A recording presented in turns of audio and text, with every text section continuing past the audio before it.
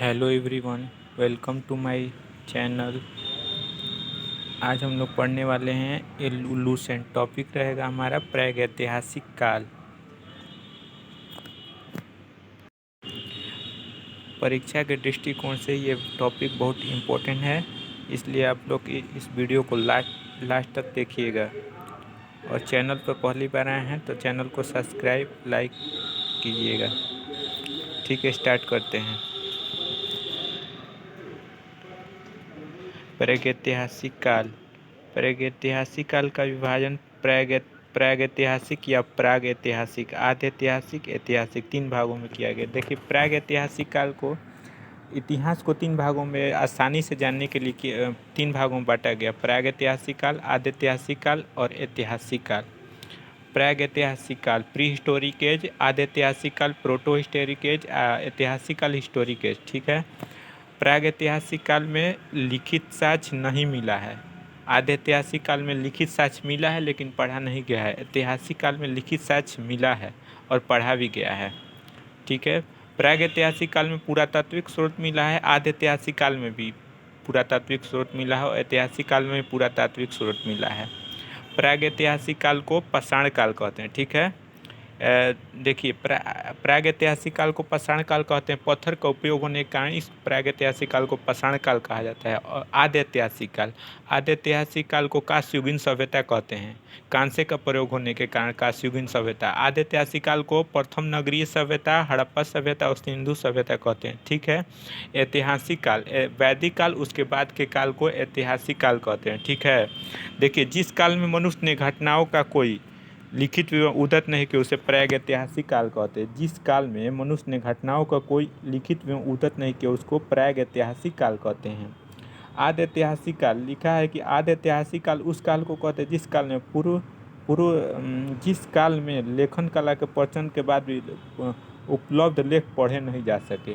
वहीं आधैतिहासिक काल में लिखित साक्ष्य मिला है लेकिन पढ़ा नहीं गया है, उसी को आधैतिहासिक काल। ठीक है, उसी को आधैतिहासिक काल है। ठीक है। मानव के विकास के उस काल को इतिहास कहा जाता है। उस काल को इतिहास का जिसका विवरण लिखित रूप से उपलब्ध है। ऐतिहासिक काल हिस्टोरिक है, जिसका विवरण लिखित साक्ष्य मिला है और पढ़ा भी गया, उस काल को ऐतिहासिक काल कहा जाता है। ज्ञानी मानव होमोसेपियंस का प्रवेश इस धरती पर आज से लगभग 30 या 40 हजार वर्ष पूर्व हुआ था। ज्ञानी मानव होमोसेपियंस का प्रवेश इस धरती पर आज से लगभग 30 या 40 हजार वर्ष पूर्व हुआ था। पूर्व पाषाण युग या पूरा पाषाण काल मानव जीविका का मुख्य आधार शिकार था। पूर्व पाषाण युग में या पूरा पाषाण काल में मानव जीविका का मुख्य आधार क्या था? शिकार था। शिकार पूरा पाषाण काल में भी आदि मानव के मनोरंजन के साधन थे। शिकार पूरा पाषाण काल में भी आदि मानव के मनोरंजन के साधन थे। ठीक है। देखिए, कह रहा है आग का आविष्कार पूरा पाषाण काल में हुआ था। आग का आविष्कार पूरा पाषाण काल में एवं पहिए का आविष्कार नवपाषाण काल में हुआ था। ठीक है। आग का आविष्कार पूरा पाषाण काल में एवं पहिए का आविष्कार नवपाषाण काल में हुआ था। मनुष्य में अस्थायी निवास की प्रवृत्ति नवपाषाण काल में हुई थी। उसने सबसे पहले कुत्ता को पालतू बनाया था। मनुष्य में अस्थायी निवास की प्रवृत्ति नवपाषाण काल में हुई थी तथा उसने कुत्ता को सबसे पहले पालतू बनाया था। मनुष्य ने सर्वप्रथम तांबा धातु का प्रयोग किया था। उसके द्वारा बनाए जाने प्रथम औजार कुल्हाड़ी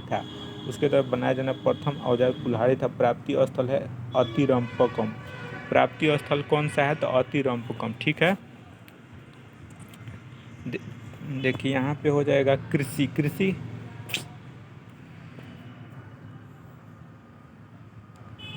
कह रहा है कृषि का आविष्कार नवपाषाण काल में हुआ था। कृषि का आविष्कार किस काल में हुआ था? नवपाषाण काल में। प्रागैतिहासिक अनुत्पादक स्थल मेहरगढ़ पश्चिमी बलूचिस्तान में अवस्थित है। कृषि के लिए अपनाई गई सबसे प्राचीन फसल है गेहूँ पहली फसल एवं जौ थी, लेकिन मानव द्वारा सर्वप्रथम प्रयुक्त अनाज था चावल। ठीक है। मानव द्वारा सर्वप्रथम प्रयुक्त अनाज कौन था? चावल। कृषि का आविष्कार मेहरगढ़ से प्राप्त हुआ है। मेहरगढ़ कोल्ड से प्राप्त है। कोल्डिवा का संबंध किससे है? चावल के प्राचीनतम साक्ष्य से। कोल्डिवा का संबंध किससे? तो चावल के प्राचीनतम साक्ष्य से। कोल्डिवा का संबंध किससे है? चावल के प्राचीनतम साक्ष्य से है। कोल्डिवा का संबंध किससे है? चावल के प्राचीनतम साक्ष्य से है। कोल्डिवा का संबंध चावल के प्राचीनतम साक्ष्य, ठीक है।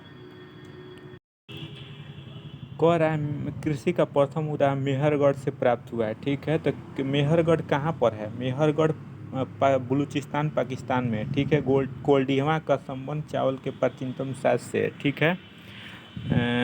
अब देखिए भारत में पूर्व प्रस्तर युग, कह रहा है कि भारत में पूर्व प्रस्तर युग के अधिकांश औजार स्फटिक पत्थर के बने थे। Robert Bruce Foote Robert Bruce Foote पहले व्यक्ति थे जिन्होंने 1863 में भारत में पूरा पाषाणकालीन औजारों की खोज की थी। पल्लवरम नामक स्थान पर प्रथम भारतीय पूरा पाषाण कलाकृति की खोज हुई थी। पल्लवरम नामक स्थान पर प्रथम भारतीय पूरा पाषाण कलाकृति की खोज हुई थी। बोल रहा है कि भारत में पूर्व प्रस्तर युग के अधिकांश औजार स्फटिक पत्थर के बने थे। रॉबर्ट ब्रूस फूट पहले व्यक्ति थे जिन्होंने 1863 में भारत में पूरा पाषाणकालीन औजारों की खोज की थी, ठीक है। पूरा पाषाणकालीन औजारों की खोज की। पल्लवरम नामक स्थान पर प्रथम भारतीय पूरा पाषाण कलाकृति की खोज की थी। पल्लवरम नामक स्थान भारत में पूरा पाषाणकालीन औजार की खोज कब हुई थी? 1863 में। किसने किया था? तो रॉबर्ट ब्रूस फूट। पल्लवरम कहाँ पर है? पल्लवरम तमिलनाडु में, ठीक है। पल्लवरम कहाँ पर है? ये पल्लवरम तमिलनाडु में, ठीक है। अब देखिए भारत में मध्य पाषाण काल के विषय में जानकारी सर्वप्रथम 1867 में हुई थी जब सीए कार्लाइल ने विंध्य क्षेत्र में लघु पाषाणोपकरण खोज निकाले, ठीक है। भारत में मानव अस्थिपंजर मध्य पाषाण काल में ही सर्वप्रथम प्राप्त होने लगे थे। भारत में मानव अस्थिपंजर मध्य पाषाण काल में ही प्राप्त होने लगता है, ठीक है। देखिए भारत में नवपाषाणकालीन सभ्यता का प्रारंभ ईसा पूर्व 4000 वर्ष में हुआ था। भारत में नवपाषाणकालीन सभ्यता का प्रारंभ ईसा पूर्व 4000 के लगभग में हुआ था। भारत का सबसे प्राचीन नगर कौन था? मोहनजोदड़ो। भारत का सबसे प्राचीन मोहनजोदड़ो सीधी भाषा में जिसका अर्थ होता है मृतकों का टीला। भारत का सबसे प्राचीन मोहनजोदड़ो था सीधी भाषा में जिसका अर्थ होता है मृतकों का टीला, ठीक है। भारत में सबसे प्राचीन नगर कौन था? तो मोहनजोदड़ो सीधी भाषा में जिसका अर्थ होता है मृतकों का टीला। असम का श्वेतांबरू गिबन भारत में पाए जाने वाला एकमात्र मानव कॉपी है, ठीक है। इनाम गांव ताम्र पाषाण युग की पाषाण युग की बड़ी बस्ती थी। इनाम गांव ताम्र पाषाण युग की बड़ी बस्ती थी। इनाम गांव क्या था? ताम्र पाषाण युग का एक बड़ी बस्ती था, ठीक है। अब देखिए अब क्वेश्चन है कि भारत में मानव द्वारा खोजा गया पहला धातु क्या था? तांबा है, ठीक है। मानव द्वारा खोजा गया पहला धातु, इतना हम लोग पढ़े हैं, अभी थोड़ा सा रिवाइज कर लीजिए जाए। मानव द्वारा खोजा गया पहला धातु था तांबा, ठीक है। मानव द्वारा पहला पालतू जानवर पूछ देगा तो क्या होगा? मानव द्वारा पहला पालतू जानवर कुत्ता, ठीक है। मानव द्वारा प्रयोग किया गया पहला औजार क्या होगा? कुल्हाड़ी। मानव द्वारा प्रयोग किया गया पहला औजार क्या होगा? कुल्हाड़ी, ठीक है। और बोला था कि पहला फसल क्या था? तो जौ। पहला फसल है जौ, दूसरा चावल, ठीक है। नहीं पहला सॉरी पहला फसल हो जाएगा जौ, दूसरा गेहूं और तीसरा हो जाएगा चावल, ठीक है। पहला फसल जौ, दूसरा गेहूं, तीसरा चावल। मानव की उत्पत्ति सर्वप्रथम कब हुआ था? 4.4 मिलियन BC। मानव की उत्पत्ति सर्वप्रथम 4.4 मिलियन BC अफ्रीका में हुआ था, ठीक है। मानव का वैज्ञानिक नाम क्या? होमो सेपियंस 25,000 BC में पहले आया था, ठीक है। सजीव जीवाश्म वस्तु की आयु जांच करने में किसका प्रयोग किया जाता है? कार्बन डेटिंग विधि। सजीव जीवाश्म वस्तु की आयु जांच करने में कार्बन डेटिंग विधि। निर्जीव चट्टान पृथ्वी वस्तु की आयु पता लगाने में यूरेनियम 235 यूरेनियम डेटिंग विधि का प्रयोग किया जाता है, ठीक है। अब देखिए भारत में शिवालिक की पहाड़ी से जीवाश्म का प्रमाण मिला है। भारत में शिवालिक की पहाड़ी से जीवाश्म का प्रमाण मिला है। वर्ष 1867 से 68 में पहली बार भारत में सेल चित्रों की खोज आर्कीबोल्ड कार्लाइल ने की थी। वर्ष 1867 से 68 ईस्वी में पहली बार भारत में सेल चित्रों की खोज आर्कीबोल्ड कार्लाइल ने की थी।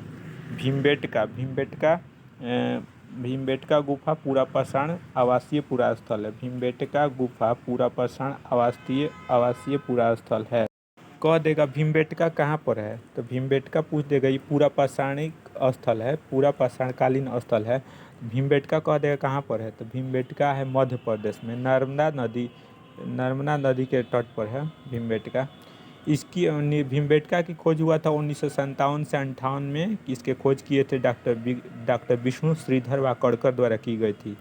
भीमबेटका गुफा को यूनेस्को द्वारा विश्व धरोहर स्थल में कब शामिल किया गया है, तो 2003 में शामिल किया गया है। ठीक है, भीमबेटका गुफा को भी यूनेस्को द्वारा विश्व धरोहर स्थल में कब शामिल किया गया है, 2003 में। ठीक है,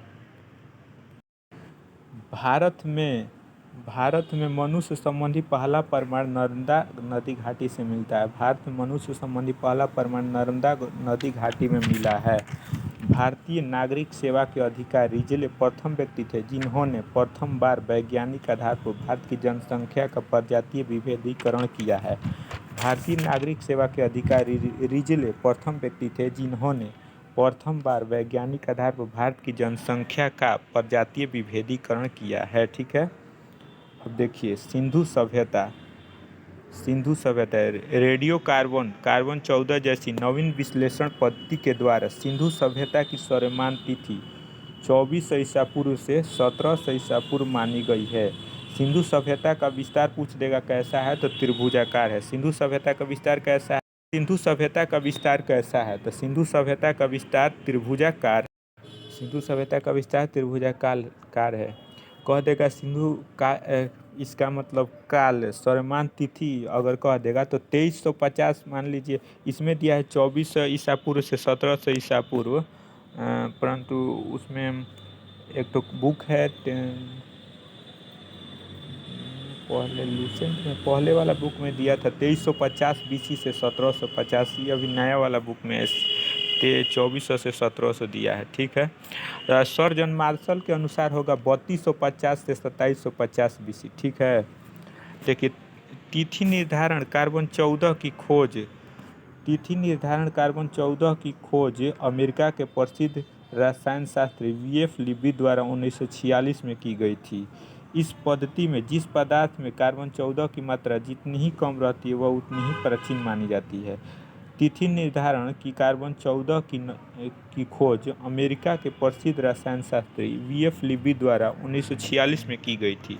इस पद्धति में जिस पदार्थ में कार्बन 14 की मात्रा जितनी ही कम रहती है वह उतनी ही प्राचीन मानी जाती है। ठीक है, अब देखिए सिंधु सभ्यता की खोज 1921 में राय बहादुर दयाराम साहनी ने की थी। सिंधु सभ्यता को आद्य ऐतिहासिक अथवा कांस्य युग में रखा जा सकता है। इस सभ्यता के मुख्य निवासी द्रविड़ एवं भूमध्य सागरीय थे। ठीक है, सिंधु सभ्यता की खोज किसने किया था, राय बहादुर दयाराम साहनी ने कब किए थे, 1921 में। ठीक है, सिंधु सभ्यता को आद्य ऐतिहासिक अथवा कांस्य युग में रखा जा सकता है। इस सभ्यता के मुख्य निवासी द्रविड़ एवं भूमध्य सागरीय थे। अब देखिए सर जॉन मार्शल भारतीय पुरातत्व संरक्षण विभाग के तत्कालीन महानिदेशक ने 1924 ईस्वी में सिंधु घाटी सभ्यता नामक एक उन्नत नगरीय सभ्यता पाए जाने की विधिवत घोषणा की है। ठीक है, अब बोल देगा कि भारतीय पुरातत्व संरक्षण की स्थापना कब हुई थी, तो 1861 में हुआ था। भारतीय पुरातात्विक सर्वेक्षण की स्थापना कब हुआ था, 1861 में। भारतीय पुरातात्विक सर्वेक्षण के जनक किसको कहा जाता है, तो सर अलेक्जेंडर कनिंघम को कहा जाता है। भारतीय बस बोल देगा भारतीय पुरातात्विक संग्रहालय कहाँ पर है, तो कोलकाता में। यह भारत का सबसे पुराना संग्रहालय। ठीक है, अब पुरातात्विक विभाग का स्थापना कर देगा तो 1904 में वायसराय उस समय थे लॉर्ड कर्जन, अलेक्जेंडर कनिंघम के प्रयास से ही हुआ था। पुरातत्व विभाग की स्थापना 1904 में वायसराय थे लॉर्ड कर्जन, अलेक्जेंडर कनिंघम के प्रयास से ही हुआ था उसका स्थापना। ठीक है, अब देखिए सिंधु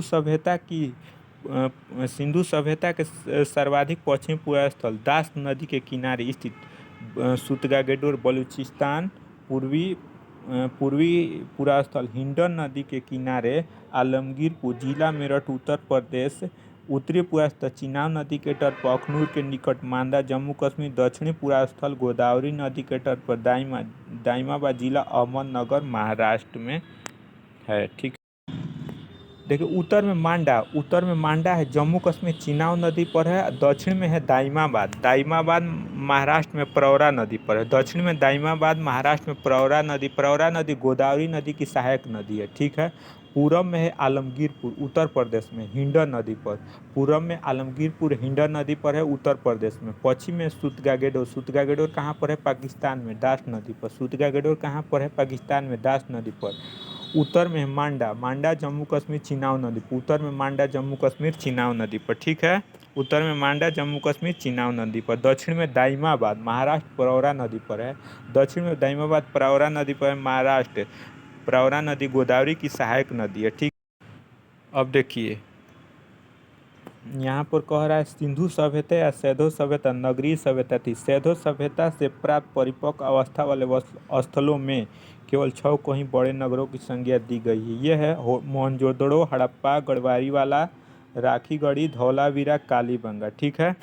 अब देखिए नोट्स में है धौलावीरा भारत में सिंधु घाटी सभ्यता की पहली साइट है। धौलावीरा भारत में सिंधु घाटी सभ्यता की पहली साइट है जिसे यूनेस्को ने 2021 में विश्व विरासत स्थल की सूची में शामिल किया है।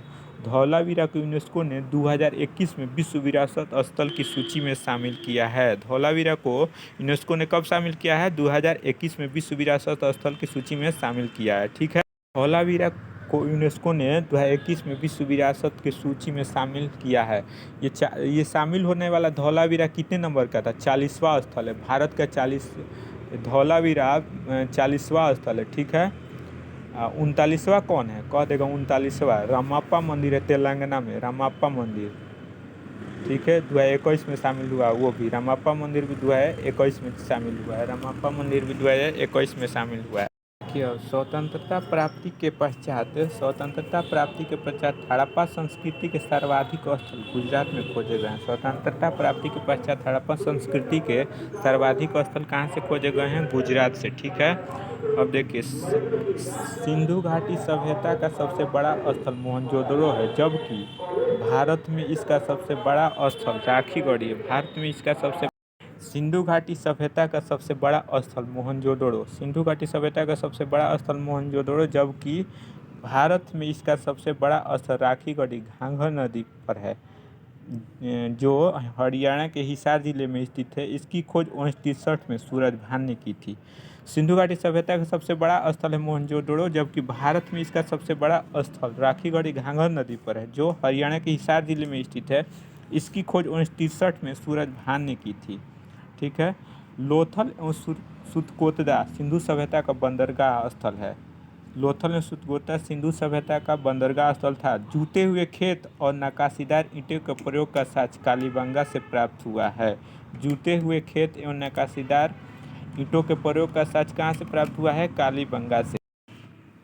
मोहनजोदड़ो से प्राप्त स्नानागार संभवतः सिंधु सभ्यता की सबसे बड़ी इमारत है जिसके मध्य स्थित स्नान कुंड 11.88 मीटर लंबा एवं 7.01 मीटर चौड़ा एवं 2.43 मीटर गहरा है।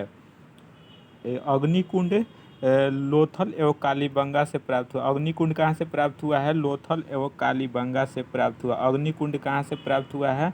लोथल एवं कालीबंगा से प्राप्त हुआ है। मोहनजोदड़ो से प्राप्त एक शिल्प पर 3 मुख वाले देवता पशुपति नाथ की मूर्ति मिली है। उनके चारों ओर हाथी, गैंडा, चीता एवं भैंसा विराजमान है। मोहनजोदड़ो से प्राप्त एक शिल्प पर 3 मुख वाले देवता पशुपति नाथ की मूर्ति मिली है। उनके चारों ओर हाथी, गैंडा, चीता एवं भैंसा विराजमान है। ठीक है।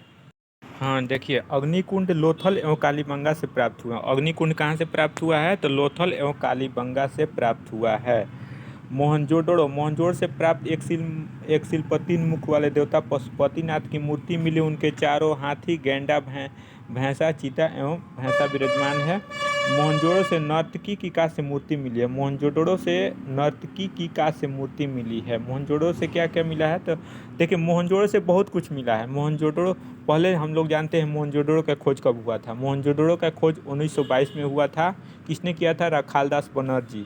यह सिंधु नदी के तट पर पाकिस्तान के लारकाना जिला सिंध प्रांत में स्थित है। ठीक है, मोहनजोड़ो कहाँ स्थित है? तो पाकिस्तान के लारकाना जिला में सिंधु नदी के तट पर स्थित है। ठीक है, मोहनजोदड़ो का अर्थ होता है मृतकों का टीला। मोहनजोदड़ो का अर्थ होता है मृतकों का टीला।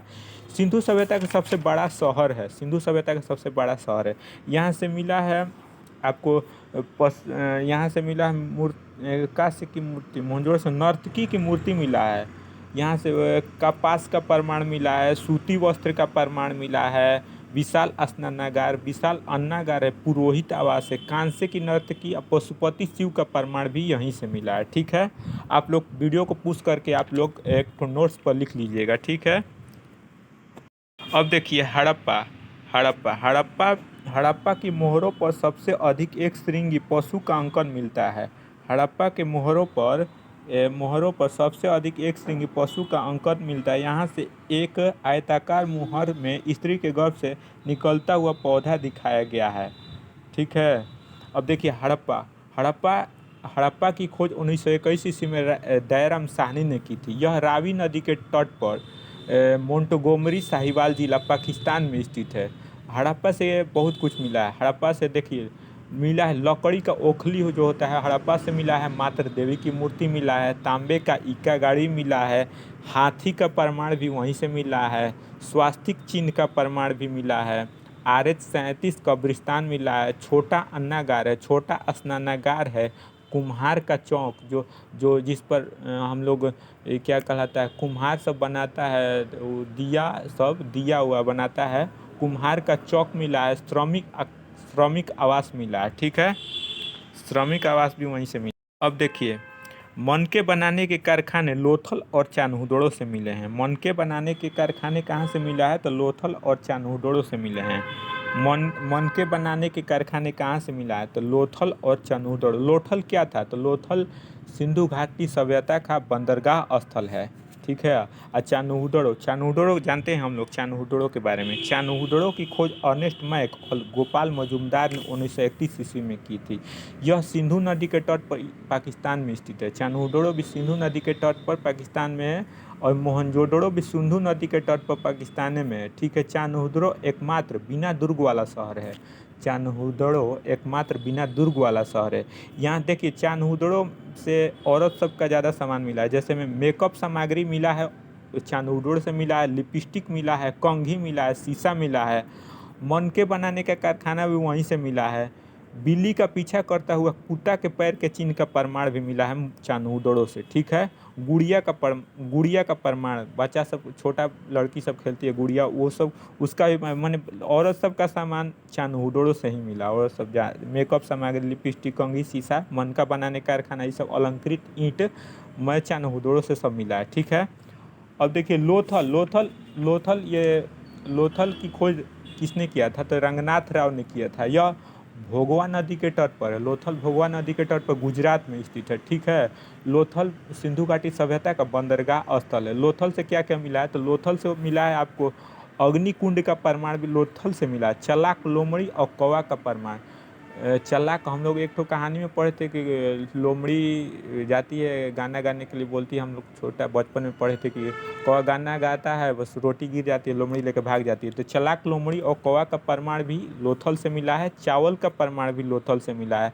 स्वास्तिक चिन्ह का प्रमाण भी लोथल से। फारस की मुहर, हाथी के दांत और सती प्रथा का आंशिक प्रमाण लोथल से मिला। दरवाज़ा सड़क की, देखिए लोथल में दरवाज़ा सड़क की ओर खुलते थे।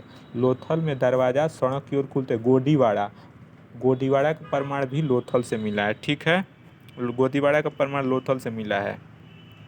देखिए अब हम लोग जानते हैं सिंधु घाटी सभ्यता की लिपि कैसी थी? भाव चित्रात्मक थी। यह लिपि दाईं से बाईं ओर लिखी जाती थी, जबकि अभिलेख एक से अधिक पंक्तियों का होता था। तो पहली पंक्ति दाईं से बाईं ओर और दूसरी पंक्ति दाईं ओर लिखी जाती थी। ठीक है। लेखन कला की उचित प्रणाली विकसित करने वाली पहली सभ्यता सुमेरिया की सभ्यता है। सिंधु सभ्यता के लोगों ने नगरों तथा घरों में विन्यास के लिए ग्रिड पद्धति अपनाई। सिंधु सभ्यता के लोगों ने नगरों तथा घरों में विन्यास के लिए कौन सी पद्धति अपनाई थी? ग्रिड पद्धति अपनाई थी। ठीक है। अब हम लोग जानेंगे सिंधु सभ्यता के प्रमुख स्थल, नदी उत्खननकर्ता और वर्तमान स्थिति। ठीक है। तो यहाँ पर देखिए बढ़िया से दिया है इसमें, और छोटा कर लेते हैं इसको। अरे यार, हाँ ठीक है। देखिए हड़प्पा किस नदी किनारे? हड़प्पा रावी नदी, पाकिस्तान के पंजाब प्रांत के साहिवाल जिला। खोज किए थे इसका दयाराम साहनी 1921 में। इसमें ज़्यादा दे मधो स्वरूप वत्स 1926, व्हीलर 1946। ठीक है। मोहनजोदड़ो की खोज मोहनजोदड़ो की किस नदी पर? सिंधु नदी, पाकिस्तान के सिंध पर के लड़काना जिला। इसका खोज किए थे रखालदास बनर्जी 1922 में। ठीक है, 1922 में रखालदास बनर्जी।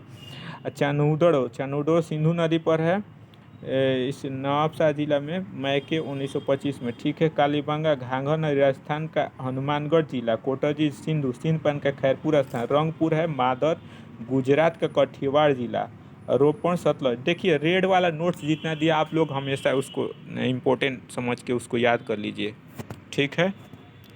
इसमें दिया आलमगीर पुहिंडा नदी उत्तर प्रदेश का मेरठ जिला, यगदत शर्मा सुतगा गेडोर, दास नदी पाकिस्तान के मकरान में समुद्र तट के किनारे है, वनमाली रंगोई धौलावीरा लूनी सोतका सादीकोट। ठीक है। अब यहाँ से हो जाएगा, देखिए यहाँ पर हो जाएगा, हाँ, यहाँ घरों के दरवाजे खिड़कियाँ सड़क की ओर न खुलकर पिछवाड़े की ओर खुलते थे। सिंधु घाटी सभ्यता के घरों के दरवाजे खिड़कियाँ सड़क की ओर न खुलकर पिछवाड़े की ओर खुलते थे। केवल लोथल नगर के दरवाजे मुख्य सड़क की ओर खुलता था।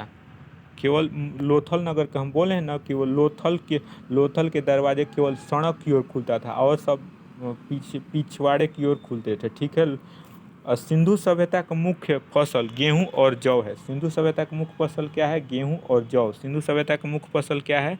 गेहूं और जौ है। सिंधु सभ्यता का मुख्य फसल क्या है? तो गेहूं और जौ। सिंधु सभ्यता का मुख्य फसल गेहूं और जौ है। ठीक है। सैधोवासी मिठास के लिए शहद का प्रयोग करते थे। सैधोवासी मिठास के लिए शहद का प्रयोग करते थे। मिट्टी से बने हल का साक्ष्य कहाँ से मिला है? तो बनमाली से। मिट्टी से बने हल का साक्ष्य कहाँ से मिला है? बनमाली से। ठीक है। मिट्टी से बने हल का साक्ष्य कहाँ से मिला? बनमाली। रंगपुर एवं लोथल से चावल के दाने मिले जिससे धान की भूसी होने का प्रमाण मिलता है। रंगपुर और लोथल से क्या मिला है? तो चावल के दाने मिला है। चावल का प्रमाण लोथल से मिला है। रंगपुर भूसी कह रहा है कि धान की भूसी। हाँ, तो देखिए हम लोग रंगपुर के बारे में आपको बताते हैं। रंगपुर का खोज किए थे रंगनाथ राव। ठीक है। रंगपुर, र से रंगनाथ, र से रंगपुर। ठीक है। रंगनाथ राव इसका खोज किए थे रंगपुर। यह स्थल मादर नदी के तट पर गुजरात में स्थित है। रंगपुर से प्राप्त साक्ष्य धान की भूसी कह देगा ना तो रंगपुर हो जाएगा। ठीक है। रंगपुर से धान की भूसी का साक्ष्य मिला है। तो रंगपुर से धान की भूसी का साक्ष्य कहाँ से मिला है? रंगपुर से। ठीक है। चावल के प्रथम शायद लोथल से ही प्राप्त हुए। अब देखिए सुरकोतदा कालीबंगा एवं लोथल से सैधोकालीन घोड़े के अस्थिपंजर मिले हैं। सुरकोतदा कालीबंगा लोथल से सैधोकालीन घोड़े के अस्थिपंजर मिले हैं। ठीक है। तौल की इकाई संभवतः 16 के अनुपात में थी। सैधो सभ्यता के लोग यातायात के लिए 2 पहिया 4 पहिया वाली बैलगाड़ी या भैंसा गाड़ी का उपयोग करते। ठीक है। अब देखिए ये भी इम्पोर्टेंट है, ये वाला, ये सिंधु काल में विदेशी व्यापार आयातित वस्तुएं पर तांबा खेतड़ी बलूचिस्तान ओमान हो जाएगा, चांदी अफगानिस्तान ईरान हो जाएगा, सोना हो जाएगा कर्नाटक अफगानिस्तान ईरान हो जाएगा, टीन हो जाएगा अफगानिस्तान ईरान, गोमेद हो जाएगा सौराष्ट्र, लाजवर्ट हो जाएगा मेसोपोटामिया, सीसा हो जाएगा ईरान। ठीक है। अब देखिए यहाँ पे आप लोग का हो जाएगा, अब देखिए मेसोपोटामिया के अभिलेखों में वर्णित मेलुहा शब्द का अभिप्राय सिंधु सभ्यता से है। मेसोपोटामिया के अभिलेखों में वर्णित सिंधु सभ्यता का अभिप्राय किससे है? मेलुहा शब्द का अभिप्राय सिंधु सभ्यता से है। मेसोपोटामिया के अभिलेखों में वर्णित मेलुहा शब्द का अभिप्राय सिंधु सभ्यता से है। संभवतः हड़प्पा संस्कृति का शासन वणिक वर्ग के हाथों में था। हड़प्पा संस्कृति का शासन वणिक वर्ग के हाथों में। पिगट ने हड़प्पा और मोहनजोदड़ो को विस्तृत साम्राज्य की जुड़वा राजधानी कह देगा। मोहनजोदड़ो एवं हड़प्पा को विस्तृत साम्राज्य की जुड़वा राजधानी किसने कहा है? पिगट ने। पिगट ने हड़प्पा एवं मोहनजोदड़ो को विस्तृत साम्राज्य की जुड़वा राजधानी कहा। ठीक है। सिंधु सभ्यता के लोग धरती की उर्वरता की देवी मानकर उसकी पूजा किया करते थे। सिंधु सभ्यता के लोग धरती की उर्वरता की देवी मानकर उसकी पूजा किया करते थे। ठीक है। देखिए, वृक्ष पूजा एवं शिव पूजा के प्रचलन के साक्ष्य सिंधु सभ्यता से मिलते हैं। वृक्ष पूजा एवं शिव पूजा के प्रचलन के साक्ष्य सिंधु सभ्यता से मिलते हैं। स्वास्तिक चिन्ह संभवतः हड़प्पा सभ्यता की देन है। इस चिन्ह से सूर्योपासना का अनुमान लगाया जाता है। सिंधु घाटी के नगरों में किसी भी मंदिर के अवशेष नहीं मिले हैं। कह रहा है स्वास्तिक चिन्ह संभवतः हड़प्पा सभ्यता की देन है। इस चिन्ह से सूर्योपासना का अनुमान लगाया जाता है। सिंधु घाटी के नगरों में किसी मंदिर के अवशेष नहीं मिले हैं। ठीक है। सिंधु सभ्यता में मातृ देवी की उपासना सर्वाधिक प्रचलित थी। सिंधु सभ्यता में मातृ देवी की उपासना सर्वाधिक प्रचलित थी।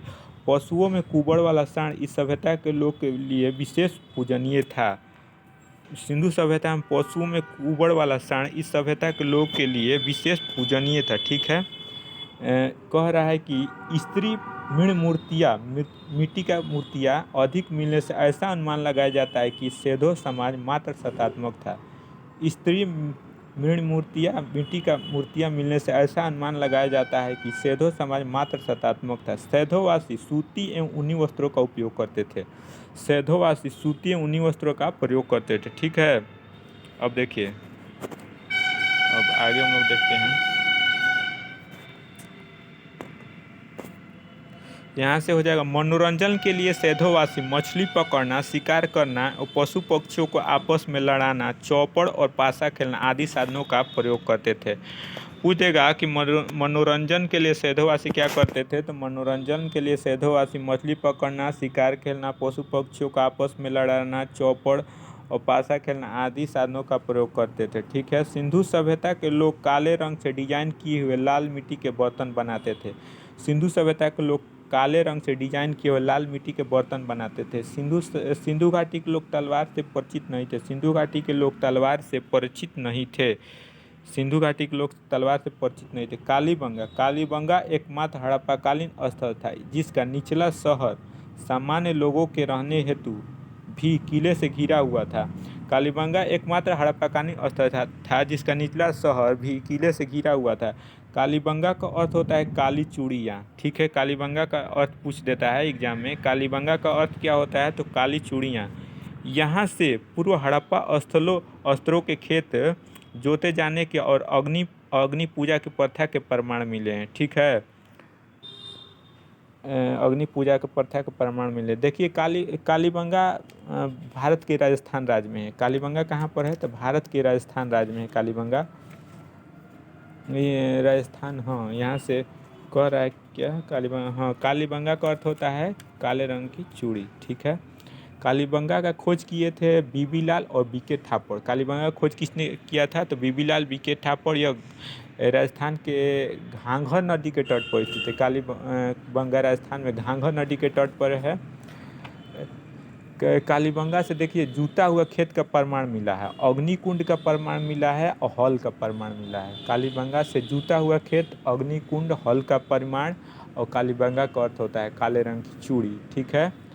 कालीबंगा राजस्थान में एक तो पीलीबंगा भी राजस्थान में जगह का नाम है। तो ऐसा क्वेश्चन एक बार आया था, पूछा था बीपीएससी में, पीलीबंगा कहाँ पर है? तो राजस्थान होगा इसका भी आंसर। पीलीबंगा भी राजस्थान में है। ठीक है।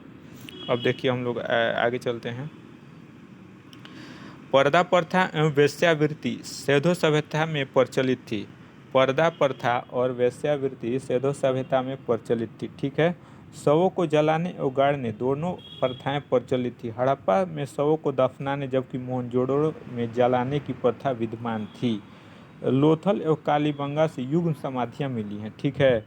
देखिए, शवों को जलाने और गाड़ने दोनों, सिंधु घाटी सभ्यता में शवों को जलाने और गाड़ने दोनों प्रथाएं प्रचलित थी। हड़प्पा में शवों को दफनाने जबकि मोहनजोदड़ो में जलाने की प्रथा विद्यमान थी।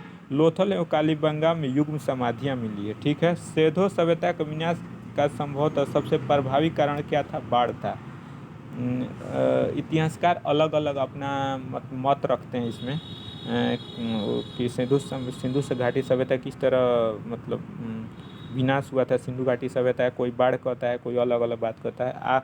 आग में पकी हुई मिट्टी को टेराकोटा कहा जाता है। ठीक है। सिंधु घाटी सभ्यता में आग में पकी हुई मिट्टी को क्या कहा जाता है? टेराकोटा कहा जाता है। ठीक है। तो ठीक है, हम लोग इतना ही क्लास आज ख़त्म करते हैं, इतना ही तक। ठीक है। अब कल स्टार्ट होगा वैदिक सभ्यता। ठीक है। तो आप लोग आराम से पढ़िएगा। अगर आज का वीडियो अच्छा लगे तो लाइक और सब्सक्राइब कीजिएगा। ठीक है, तब बंद करते हैं।